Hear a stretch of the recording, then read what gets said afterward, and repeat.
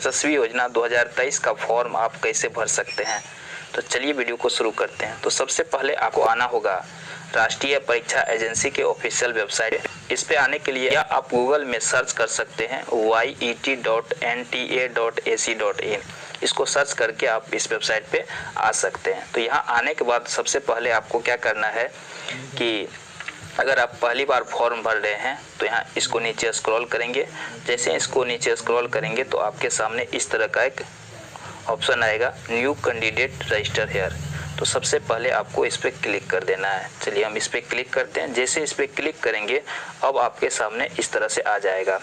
तो अगर आप इसकी अधिक जानकारी चाहते हैं, इसके बारे में जानना चाहते हैं, तो यहाँ पे देखिए डाउनलोड इन्फॉर्मेशन बुलेटिन। तो इस पर क्लिक करके आप इसका PDF फाइल डाउनलोड कर सकते हैं, जिसमें कि इस एग्ज़ाम के बारे में सारी जानकारी दी गई है।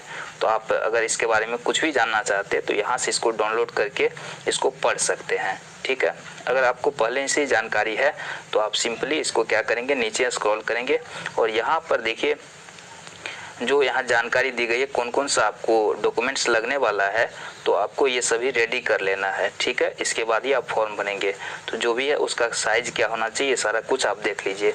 सबसे बेहतर होगा कि आप किसी कंप्यूटर वाले के पास जाइए और जिसको फॉर्म भरना आता है तो वहाँ पे भरवा लीजिएगा, तो आपको इतना मेहनत नहीं करना पड़ेगा। डॉक्यूमेंट्स लगेगा तो यहाँ आप देखिए सिंपली आपको बता देते हैं कौन कौन सा चीज़। आपको एक फ़ोटो लगेगा।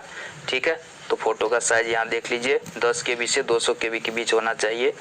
उसके बाद यहाँ पे कैंडिडेट सिग्नेचर यानी जो आवेदन कर रहा है विद्यार्थी उसका साइन, और उसके बाद देखिए यहाँ पे कैटेगरी सर्टिफिकेट यानी जाति प्रमाण पत्र, उसके बाद इनकम सर्टिफिकेट यानी आय प्रमाण पत्र, और उसके बाद PWD सर्टिफिकेट, ये विकलांग के लिए है।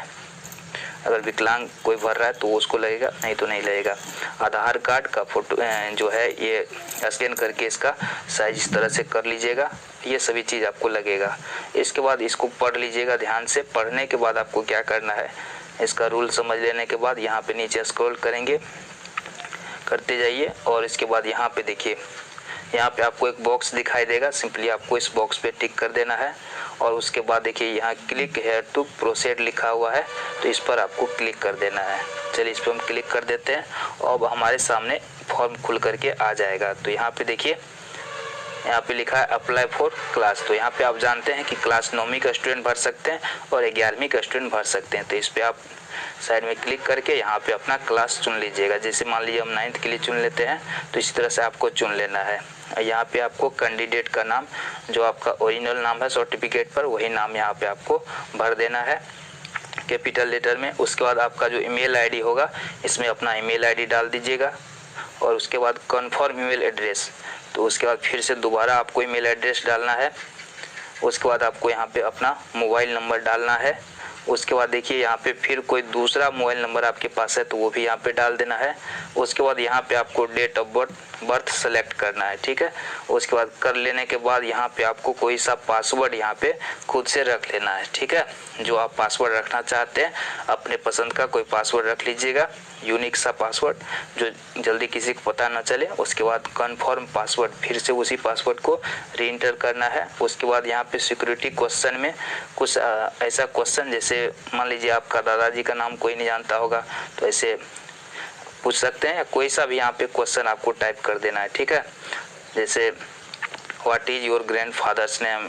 ठीक है, इस तरह से कुछ लिख दीजिएगा और उसका आंसर इसमें लिख दीजिएगा। ये काम आएगा जब आप पासवर्ड भूल जाएंगे, तो उस कंडीशन में इस तरह से भी आप लॉगिन कर पाएंगे। तो चलिए भरने के बाद आपको यहाँ पर देखिए, यहाँ पे आपको इंटर सिक्योरिटी पिन, यहाँ पे देखिए एक पिन कोड आपको दिखाई देगा, कोई सा एक कोड दिखाई देगा, उसी को यहाँ पे फिल कर देना है। ठीक है, उसके बाद यहाँ सबमिट एंड सेंड OTP पे क्लिक करना है। जैसे इस पे क्लिक करेंगे आपके मोबाइल या ईमेल ID पर एक पासवर्ड आएगा।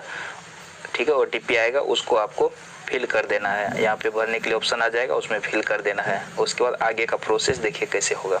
इतना करने के बाद आपके मोबाइल नंबर पर एक एप्लीकेशन ID और पासवर्ड मिल जाएगा या ईमेल ID पर। तो वहाँ से अब आपको क्या करना है, फिर से इस वेबसाइट पे आ जाना है और यहाँ पे आपको नीचे स्क्रॉल करना है आगे का प्रोसेस करने के लिए। तो जैसे नीचे स्क्रॉल करते हैं अब आपके सामने इस तरह से आएगा only registered candidate login here. तो जिसका रजिस्ट्रेशन हो चुका वो यहाँ आगे फॉर्म भर सकते हैं। तो फॉर्म भरने के लिए आपको यहाँ पे एप्लीकेशन फॉर, यानी आप किस परीक्षा के लिए फॉर्म भरना चाहते हैं, तो यहाँ पे देखिए यशस्वी 2023 के लिए आप भरना चाहते हैं तो यही सेलेक्ट रहेगा। और उसके बाद यहाँ एप्लीकेशन नंबर जो आपके मोबाइल नंबर पे आया होगा वो डालना है, पासवर्ड जो आपके मोबाइल नंबर पे आया होगा वो डालना है। उसके बाद देखिए यहाँ सिक्योरिटी पिन में यहाँ पे आपको कोड शो हो रहा होगा, इस कोड को यहाँ पे इस बॉक्स में भर देना है। और इतना भरने के बाद क्या करना है, यहाँ पे आपको लॉगिन पर क्लिक कर देना है। ठीक है, अगर आप मान लीजिए कि अगर अपना पासवर्ड भूल चुके हैं तो इस पर क्लिक करके पासवर्ड फिर से मोबाइल नंबर पे मंगा सकते हैं, अन्यथा अगर आपको याद ही है वैसे आप लिख के रख लीजिएगा, आगे भी काम आएगा। तो यहाँ पे आपको सिंपली लॉगिन करना है। लॉगिन करने के बाद देखिए अब आपके सामने किस तरह से विकल्प आएगा और उसको कैसे, अब आपके सामने इस तरह का विकल्प आएगा। यहाँ पे देखिए आपका रजिस्ट्रेशन कंप्लीट हो चुका है, एप्लीकेशन फॉर्म अभी नहीं भरा है तो इसको आपको भरना है। भरने के लिए क्या करना है, आपको यहाँ पे नीचे स्क्रॉल करेंगे, यहाँ पे लिखा मिलेगा कंप्लीट एप्लीकेशन फॉर्म, तो इस पर आपको क्लिक करना है। जैसे ही क्लिक करते हैं आपके सामने इस तरह से फॉर्म खुल करके आ जाएगा।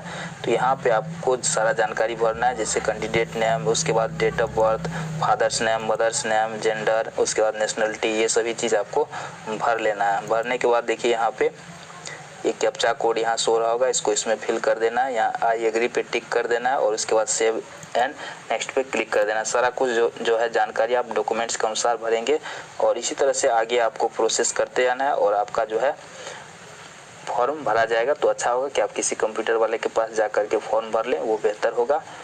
तो इस तरह से आप अपना फॉर्म भर सकते हैं।